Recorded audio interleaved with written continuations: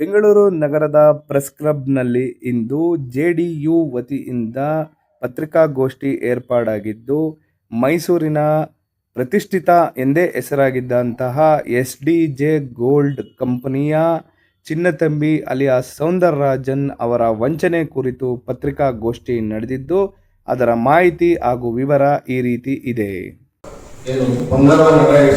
ಯಾರಿಗೂ ವಾಪಸ್ ಕೊಡ್ತೀರಾ ವಂಚನೆ ಮಾಡಿರ್ತಾನೆ ಅನ್ನೋದು ಬಹುತೇಕ ಎಲ್ಲ ಮಾಧ್ಯಮದವರೆಗೂ ಗೊತ್ತಿರೋ ವಿಷಯ.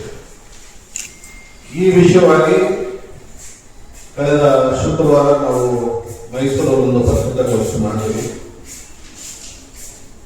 ಪತ್ರಿಕಾಗೋಷ್ಠಿ ಮಾಡೋದಕ್ಕಿಂತ ಮೊದಲು ನಾವು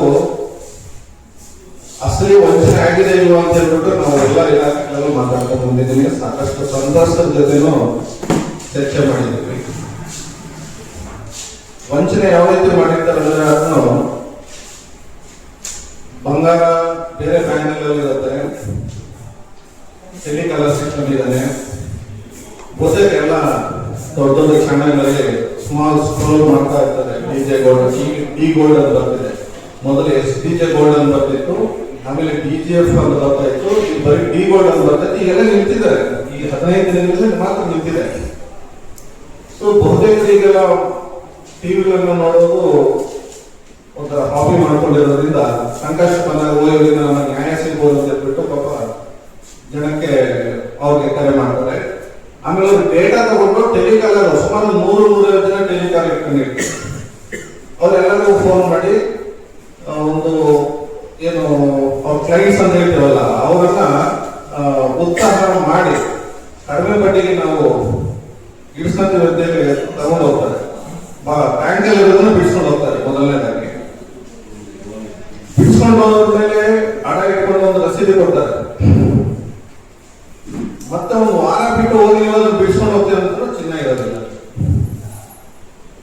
ಸೊ ಈ ತರ ನಮ್ಮ 2024ರಲ್ಲಿ ನಮ್ಮ ಒಬ್ಬರು ಕಂಪ್ಲೇಂಟ್ ಕೊಡ್ತಾರೆ. 24 2 ವರ್ಷಗಳ ಹಿಂದೆ ಎಸ್ಡಿಜೆ ಗೋಲ್ಡ್ ಅನ್ನೋದ್ರಿಂದ ಅವಾಗ ನಡೀತಾ ಇತ್ತು. ನನಗೆ ಕಂಪ್ಲೇಂಟ್ ಕೊಟ್ಟ ವ್ಯಕ್ತಿಯ ಸೀರಿಯಲ್ ನಂಬರ್ 17,100ನೇ ನಂಬರ್ ಸೀರಿಯಲ್ ನಂಬರ್ ಓಡ್ತಾ ಇತ್ತು. ಅಂದ್ರೆ ನೀವು ಲೆಕ್ಕ ಹಾಕಿ, ಒಂದು ಕಂಪನಿಯಿಂದ 17,000 ಜನ ಅಂದ್ರೆ ಡಿಜೆ ಗೋಲ್ಡ್ ಇಂದ ಎಷ್ಟು ಸಾವಿರ ಜನ ಇದ್ದಾರೆ, ಡಿಜಿಎಫ್ ಗೋಲ್ಡ್ ಇಂದ ಎಷ್ಟು ಸಾವಿರ ಜನ ಇದ್ದಾರೆ, ಎಲ್ಲ ಸಾಕಷ್ಟು ಮಾಹಿತಿಯನ್ನು ಕಲೆ ಹಾಕೊಂಡು ರಾಜ್ಯಾದ್ಯಂತ ಸುಮಾರು ಜಿಲ್ಲೆಗಳಿಂದ ನಮಗೆ ಮಾಹಿತಿ ಬಂದಿರೋದ್ರಿಂದ ಇದು ಮಹಾ ದ್ರೋಹದ ಕೆಲಸ. ಇದು ಯಾರಿಗೂ ಗೊತ್ತಾಗ್ತಿಲ್ಲ. ಸ್ಥಳೀಯ ಶಾಸಕರನ್ನ ತಾವು ಆರೋಪ ಮಾಡಿದ್ದೀರಾ, ಆಮೇಲೆ ಪ್ರತಾಪ್ ಸಿಂಹ ಅವರ ಹೆಸರನ್ನ ತೆಗ್ದಿದ್ದೀರಾ. ಇದೇ ರೀತಿ ಒಂದು ಪ್ರಕರಣ ನಾವು ಈ ಹಿಂದೆ ನೋಡಿದ್ರೆ DC ಮತ್ತೆ ರೋಷನ್ ಬೇಗು ಇನ್ನ ಇತ್ಯಾದಿ ಜನರ ಹೆಸರು ಬಂದಿತ್ತು. ಅದಕ್ಕೆ ಹೆಸರು ಬರೋದಕ್ಕೆ, ಅವ್ರ ಮೇಲೆ ತನಿಖೆ ಆಗೋದಕ್ಕೆ, ಅವ್ರು ಸಸ್ಪೆಂಡ್ ಆಗೋದಕ್ಕೆ, ಡಿಸ್ಮಿಸ್ ಆಗೋದಕ್ಕೆ, ಅರೆಸ್ಟ್ ಆಗೋದಕ್ಕೆ ಕಾನೂನು ಪ್ರಕಾರವಾಗಿ ಪ್ರಕ್ರಿಯೆಗಳು ನಡೆಯೋದಕ್ಕೆ ಸಂಘ ಸಂಸ್ಥೆ ಸಂಘಟನೆ ಇತ್ಯಾದಿ ಜನ ನಡ್ಕೊಂಡ್ರು. ಸೊ ಈ ನಿಟ್ಟಿನಲ್ಲಿ ತಮ್ಮ ಒಂದು ಏನಿದೆ, ದಾರಿ ಏನಿದೆ?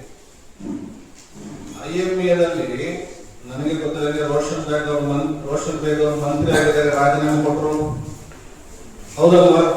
ಸೊ ಅವ್ರ ಜವಾಬ್ದಾರಿ ತಗೊಂಡು ರಾಜೀನಾಮೆ ಕೊಟ್ಟಿದ್ದಾರೆ. ಇದು ತನಿಖಾ ಮಟ್ಟದಲ್ಲಿದೆ, ಅದೇ ಇನ್ನೂ ಇತ್ಯರ್ಥ ನಾನು ಹೇಳ್ತಿಲ್ಲ.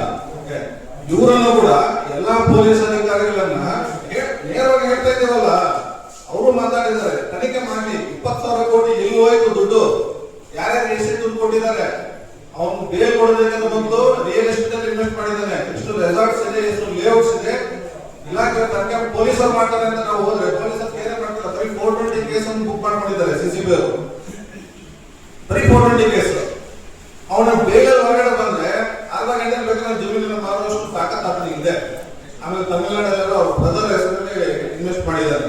ಓಕೆ, ಎಲ್ಲ ಆಸ್ತಿನ ಮುಟ್ಟುಗೋಲು ಹಾಕ್ಬಿಟ್ಟು ಅದನ್ನ ಹರಾಜಾಗ್ತಿರೋ ಮಾತ್ರ ಸರ್ಕಾರ ಅವ್ರಿಗೆ ನ್ಯಾಯ ಒದಗಿಸಬೇಕು ಅಂತ ನಾವು ಕೇಳ್ಕೊಳ್ತಾ ಇದ್ವಿ.